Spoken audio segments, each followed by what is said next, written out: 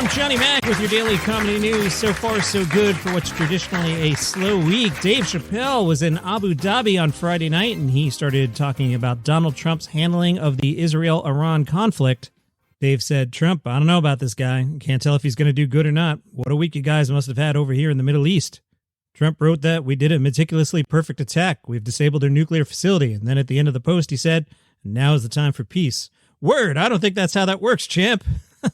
Trump bombed Iran in an attack that was carefully planned on WhatsApp. Everybody in America is scared. It's not good when Bible places are in the news. That means it might be the end of times. And if it is, you know what? I had a good run. This is a great set by Dave. An audience member yelled out the name of Palestinian-American musician DJ Khaled. Dave responded, said, DJ Khaled, let me tell you something. For a Palestinian, this man is awfully quiet right now. And as a Palestinian, how could you be that quiet right now? And why are you so fat? People are starving. He's the only fat Palestinian on earth right now. Dave again, now that I'm a big, powerful voice in America, I've learned I have to be careful. I can get in some kind of trouble and they'll try to extort me and put words in my mouth so that I come out here and lie to you. So if that ever happens, we need a phrase. It has to be something that I would never say. So that if I say it, you know not to listen to anything I say after that. You ready? The phrase is, I stand with Israel. Wow. Send your letters to Dave Chappelle. It is a comedy season in Abu Dhabi. It will conclude on July 12th with Bill Burr. John Mulaney has started a book club. Yeah, I know. Really cool, right? Yeah, it's called Melany Reads. He went on social media and announced, I will tell you about some incredible things I've read recently, and then you can make your own decisions from there. This month, Playworld by Adam Ross. The best new novel I've read in many years. Playworld follows a high school student and child actor named Griffin as he navigates the world of New York in the late 70s and early 80s, a.k.a. my favorite time period and place ever. It's a really beautiful story about the heaviness and adultness of being an adolescent. I couldn't like this book more. It's available at small booksellers and wherever else books are sold. Stay tuned for next month when I'll probably forget to do this. WWE announced WWE Late Night featuring Tony Hinchcliffe, right? These are three pretty big stories for a July 4th week. This is great. All right, WWE Late Night featuring Tony Hinchcliffe at the Bergen Performing Arts Center in Englewood, New Jersey, Saturday, August 2nd at 11 p.m. Eastern. That is late night, yes. It's part of Summerslam weekend. It is described as a non-televised event. Summerslam is August 2nd and 3rd at MetLife Stadium in East Rutherford, New Jersey. The Boston Bruins were, of course, part of the 2025 NHL draft, and their selection in the first round was announced by Adam Sandler. In character as Happy Gilmore. Yep, we're going to see a lot of Adam Sandler in the upcoming weeks. NHL Commissioner Gary Bettman teased the intro, and then Happy Gilmore walked out on screen, hockey stick in hand, said, my name is Happy Gilmore. How are you? Proud to be part of the 2025 NHL Draft. The Boston Bruins select from Boston College, James Hagens. So I do put the show together in shifts. Like, you know, every morning I'll go and I'll look for new stories and I kind of slot them and I'll move stuff around. I'll be like, all right, this one will hold. Like, for example, this week, I'm like, you know what? It might be a slow weekend. Let me hold this one for Saturday, that kind of stuff. So when I got back to doing the show after the weekend on Monday, I was like, what does Tola Vela Ties mean? Tola Vela Ties. And I couldn't figure out what my note to myself, Tola Vela Ties meant. And then I went, oh, Tolev LA Times. And the LA Times did talk to Steph Tolev. Tola Times said, I want to be in a wrestling ring so badly. I don't know how I haven't. I look like a wrestler already. I watched a little bit growing up. You know, editor's note, I probably should have put this before the Sandler story. Oh, well, too late. It's not actually too late. I could edit it, but that's not fun. Johnny Mac messed up over the weekend, too, and got the day wrong on Mel Brooks' birthday. I guess having a bad week. Tola Velatais said, I love the bad guys. I'd be a bad guy, of course. Steph Tolev said, I look and sound like a wrestler already. I watched a little bit growing up. I wasn't a massive wrestling fan, but I watched the intros and stuff. But the wrestling itself, I was like, whatever. But I love seeing wrestlers come in and the crazy storylines, getting the crowd all on your side or getting them not on your side. I love the bad guys. I'd be a bad guy, of course. I'd be ripping everybody in half. Just getting choke slammed. I'd love it. Is WWE listening to this? Please cast me. Also from the LA Times, Atsuko Okatsuka, she got into comedy when a friend gave her a Margaret Cho DVD in 8th grade. Atsuko was like, I was like, this is badass, but nowhere did my brain go, that's got to be me. I dreamed pretty small. When I was a kid in LA, my dream was to work in an ice cream parlor, and then at 17, I did. Cold Stone Creamery in West LA. By the way, it took me 3 takes to not say Stone Cold Creamery because my brain is in wrestling mode. I said, now what? I've already reached my goal. I peaked at 17. I have to dream more. In 2018, she got her signature bowl haircut. She jokes about being stuck with it because it's my brand, but also her fans have gone through the trouble of buying and customizing look-alike wigs. She said, I mean, in this economy, they got to be able to wear their wigs again the next time they come to see me.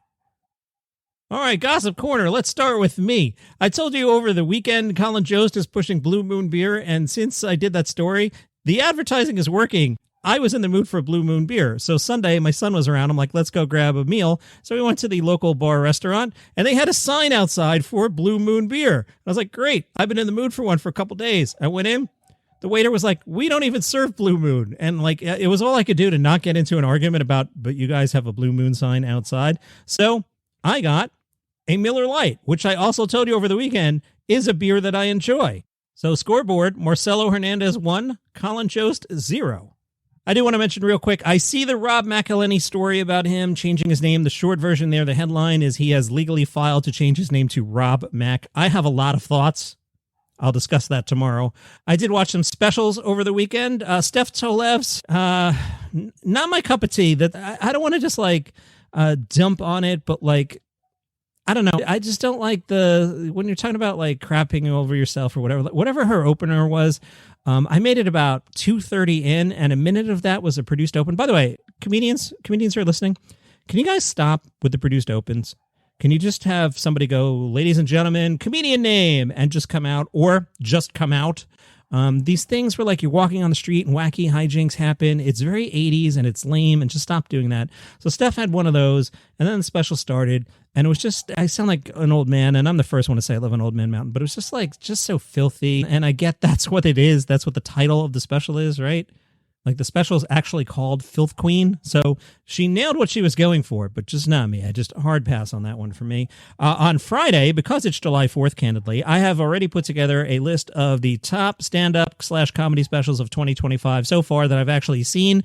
You can read it right now. It's on my Substack, which is mcdpod.substack.com. I'll put a link in the episode notes. It's already out in a print version. That will be Friday's episode because it's July 4th, and, you know, we're halfway through the year. All that made sense for a pre-tape. One that I really, really, really liked. Justin Wilman, Magic Lover. Just trust me. Is it the funniest thing I've ever seen? No. But was it entertaining for a solid hour? Yes. Slight spoilers here. If you don't want to be spoiled, hit skip. I'll do this real quick. Spoilers coming up.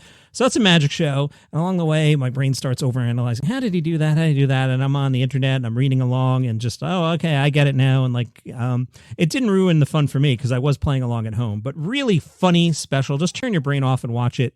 Justin Wilman, Magic Lover. I'll tell you on Friday where I have that ranked, but shockingly high. I'll put it that way. Also out is a Jim Norton special on YouTube. Haven't gotten to yet. Also out is Josh Gondelman on YouTube. That one's called Positive Reinforcement. Haven't gotten to that yet. He talked about being an elder millennial and said, we came of age at the turn of the century. Turn of the century is such a silly sounding thing to say about 1999 when Limp Bizkit ascended.